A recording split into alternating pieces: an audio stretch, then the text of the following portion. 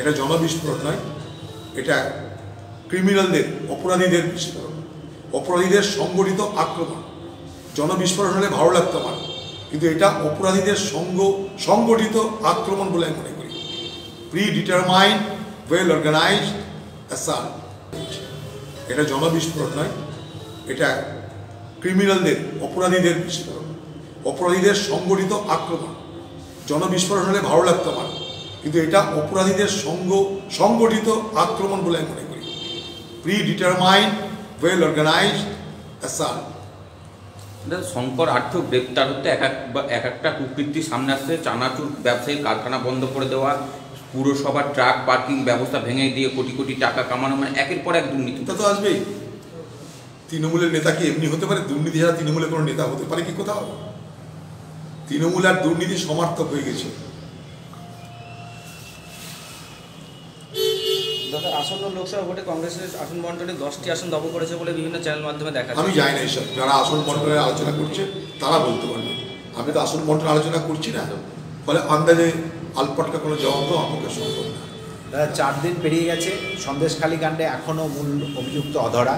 Police ডিজির এরপরে নাকা checking শুরু করেছে।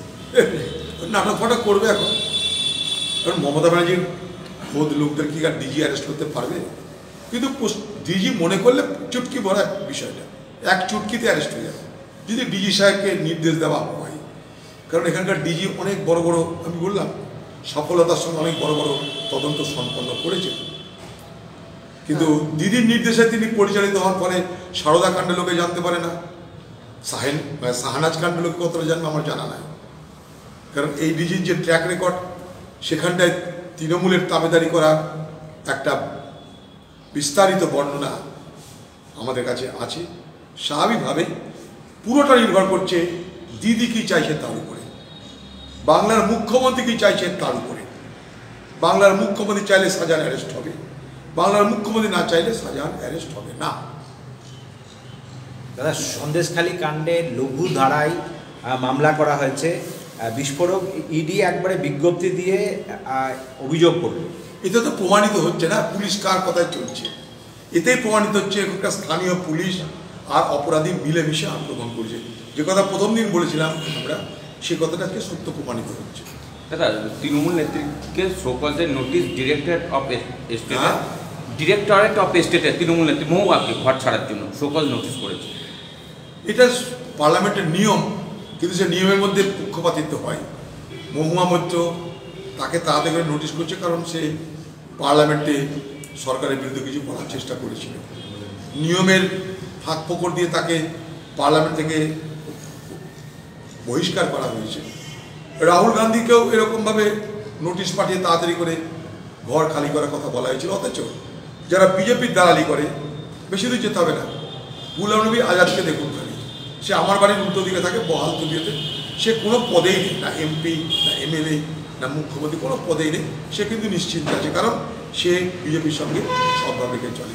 তা বিজেপির এই ভাবনা কাকে ঘর দেবো কাকে ঘর দেবো না, তা নির্ভর করে কে বিজেপির ঘরের লোক আর কে বিজেপির ঘরের লোক না তার উপরে। দাদা, দুটি ইস্যুতে সরব অভিজিৎ বলো তো, এক কথা বলো। দাদা, পাখির চোখ 24 পায়ে পায়ে টক্কর, যেখানে মমতা সেখানেই শুভেন্দু।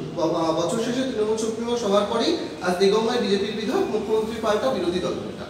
করবে, যে কোনো রাজনৈতিক দলের আন্দোলন করবার অধিকার আছে, করবে, এখানে আমার কিছু মতামত নেই।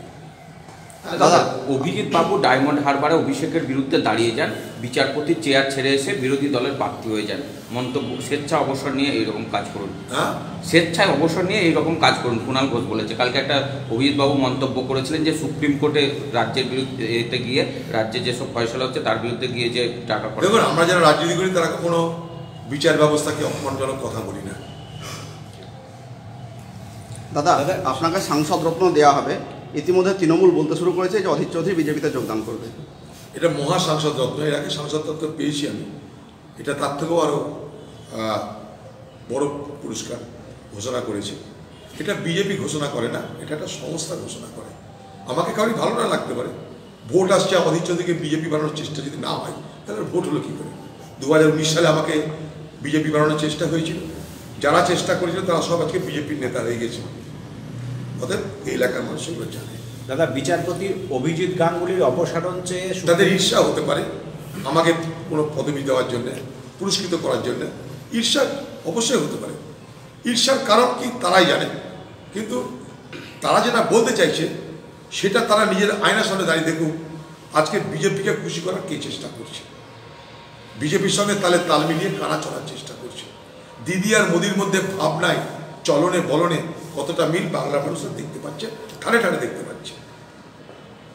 দাদা, বিচারপতি অভিজিৎ গঙ্গোপাধ্যায়ের অপসারণ চেয়ে সুপ্রিম কোর্টে তৃণমূল, আর অভিজিৎ গঙ্গোপাধ্যায় পাল্টা বলেছেন অভিষেক ব্যানার্জির সম্পত্তি প্রকাশ করুন নিজেই। ক্ষমতা তো নেই, সঠিক দাবি তো এটা। যারা এত বড় কথা তাদের সম্পত্তির হিসাব পাচ্ছে না কেন বাংলার মানুষ জানবে? অবশ্যই যদি দম থেকে বলে দিই।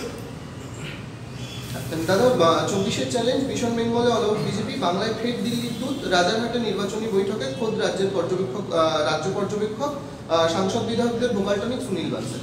সে বলবেই ওরা, কিন্তু পশ্চিমবঙ্গে না জাতপাতের রাজনীতি না সাম্প্রদায়িক রাজনীতি আজও মানুষের কাছে পরিত্যাজ্য বলে আমরা বিশ্বাস করি। বাংলা মানুষ জাতপাতের রাজনীতি করে না, বাংলা মানুষ সাম্প্রদায়িক রাজনীতি করে না।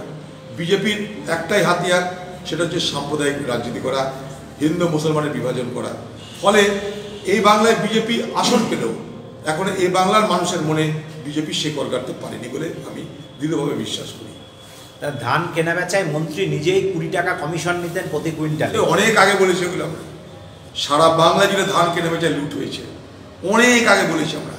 কিন্তু একা মন্ত্রী না, মন্ত্রী কারের মাধ্যমে এগুলো কালেকশন করাতেন। ব্লকে ব্লকে যেখানে ধান মান্ডি আছে সেখানে দালালদের ছেড়ে দেওয়া হয়, দালালের সঙ্গে সঙ্গে ফুড সাপ্লাইয়ের অফিসার থাকে, সব মিলেমিশে লুট হয়, আর বাংলার সাধারণ কৃষকরা বঞ্চিত হয়। এ কথা অনেকবার বলেছি আমরা এর আগে, আর নতুন করে বলার কিছু নাই।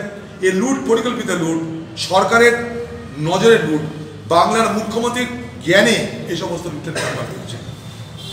শিক্ষা দুর্নীতি মামলায় সিবিআইয়ের চার্জশিটের সব কটাতেই পার্থ চ্যাটার্জির নাম। দেখুন, পার্থ চ্যাটার্জিকে কিং পিন বলা হয়েছে এই গোটা দুর্নীতি। তার সঙ্গে আমি যুক্ত করতে চাই, কিং পিনের উপরে একটা কুইন পিন আছে। পার্থ চ্যাটার্জির এত টাকা রোজগার, এত টাকা তছরূপ করা, এত টাকা দুর্নীতি করা, বাংলার পুলিশ মন্ত্রী কিছুই কানে যায়নি, কিছুই খবর পায়নি, এটা তাই বিশ্বাস করতে রাজি না। তাই কিং পিনের পাশাপাশি এই বাংলায় দুর্নীতির কুইন পিনকে তাকেও চিহ্নিত করা উচিত। এটা জনবিস্ফোরণ নয়, এটা ক্রিমিনালদের, অপরাধীদের বিস্ফোরণ, অপরাধীদের সংগঠিত আক্রমণ। জনবিস্ফোরণ হলে ভালো লাগতো আমার, কিন্তু এটা অপরাধীদের সংগঠিত আক্রমণ বলে আমি মনে করি। Predetermined, well organised assault.